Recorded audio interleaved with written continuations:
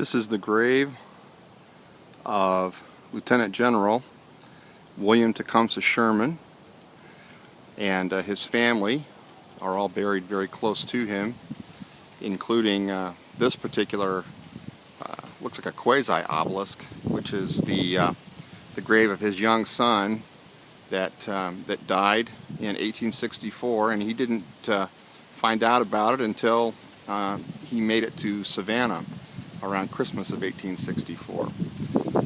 But the reason that I wanted to stop here and take this particular video of his grave is because General Sherman understood something that very few people, and certainly fewer politicians, understand about war.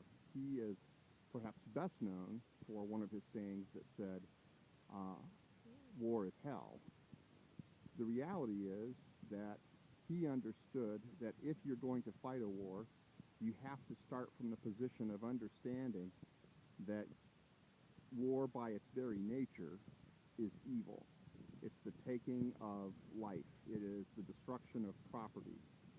But what he said was that if we're going to be in a war, we should win it. If we had taken that position in the 1960s, I think that the war in Vietnam may have ended differently. Same thing in the 1950s in Korea. And even now, in the war on terror, there are many different questions about what are our objectives, what are we seeking to do, and why are we not fighting the war in a way that's intent to win it.